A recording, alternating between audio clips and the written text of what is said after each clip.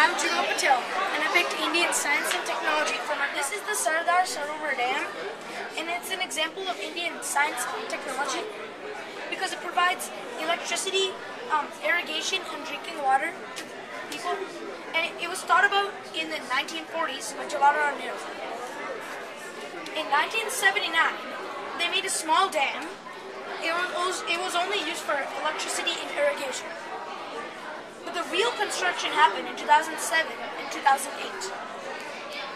And it was located near Navagam, Gujarat. It solved many problems, especially in Gujarat, for the drinking water in Saurashtra and Kutch, the need for power, the flood protection along the banks of the Narmada, and not enough animal sanctuaries.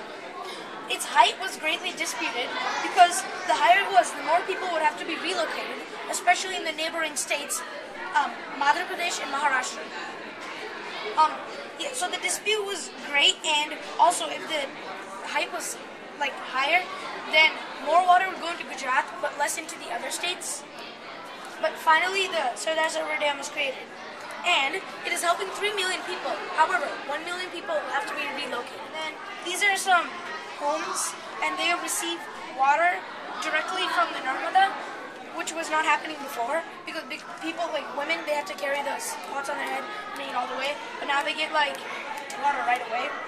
And this is the inside of our power plant, and this is the outside, and they use hydroelectricity, and it produces more than 5 million units of electricity, so it's pretty useful. And this is in industry, and water also reaches there directly. And this is a Tata Nano car, like an example of a Indian science and technology. Finally, I believe that India is on a great path, and it contributed a lot in the world in the field of science and technology. Thank you. Hello, my name is Neha, and I chose to do my project on textiles in India. Due to great climate, geography, and availability of raw materials, India thrives in textile production. From the soft Pashmina shawls of Kashmir to the Bandhani prints of Gujarat, Kanjivaram of Tamil Nadu, and to Muga silk of Assam, India's textile industry is as rich and varied as the Sequoia coaster. This section over here talks about organic cotton, which is a very popular alternative to regular cotton. Harmful pesticides used in conventional cotton farming have alarming drawbacks, such as exposure to harmful chemicals to farmers and consumers. With a worldwide trend towards organic and healthy foods, textiles cannot be far behind. India leads the world in the production of organic cotton. Farming organic cotton is more expensive, however, the benefits outweigh the cost. Jute is another textile and has been cultivated in India for centuries now. It is often referred to as the golden fiber. It is the cheapest fabric available after cotton. In recent years, jute has become popular worldwide because it is biodegradable. Jute mills are primarily located in West Bengal, Uttar Pradesh, and Orissa. From stylish clothes, handbags, handicrafts, to gunny sacks, jute is very versatile. And this is a jute clutch. Different regions of India are famous for different textiles.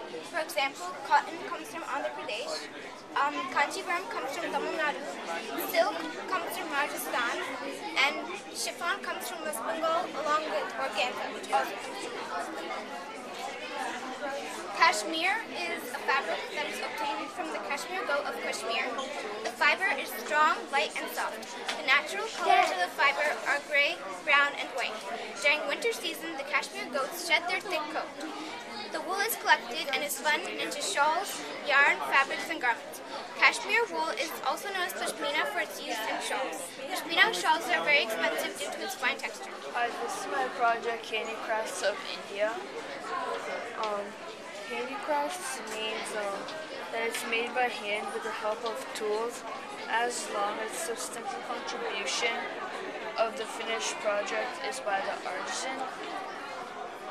It is a way to express and represent a culture, tradition, and a heritage of the country. And the 4 states I chose was Kashmir, Punjab, Karnataka, and Rajasthan. Kashmir is famous for their Pashmina shawls, and the price ranges from $300 to $1,000. An example of a Shishubharati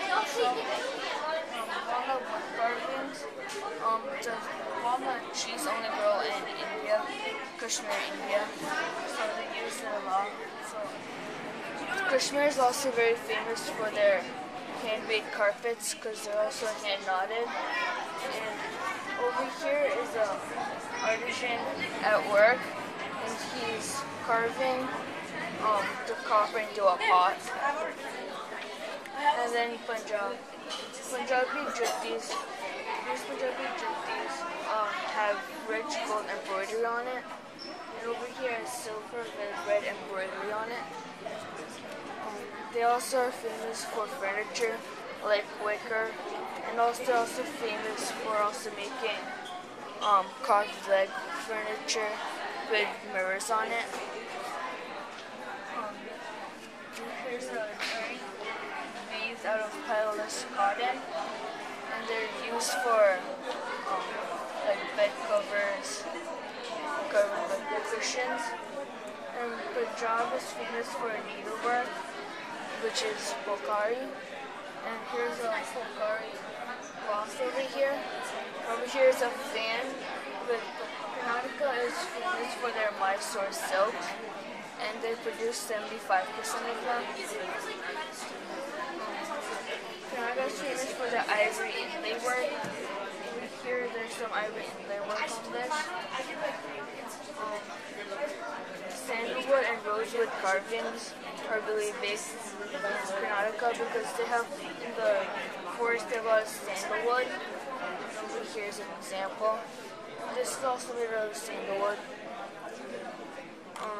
Livery is fine silver or gold designs embossed on black metal. I have an example here. They also make wooden pots, and they emboss copper metal on it.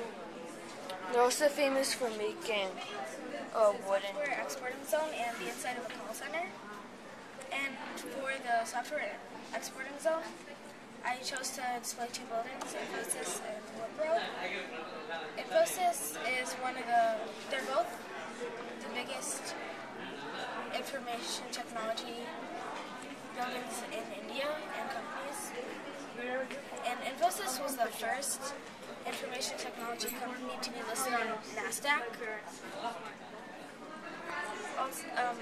Before, India had almost no development in software, but they started making reforms to their laws, and they allowed foreign companies to start firms in India with the full ownership instead of the previous minority ownership. And they also reduced hardware and software import taxes. And so the software export zones,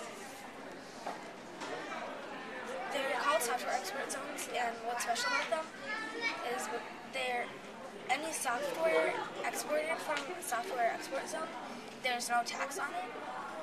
And so the things that a software export zone needs is internet, power, and they also have a good environment.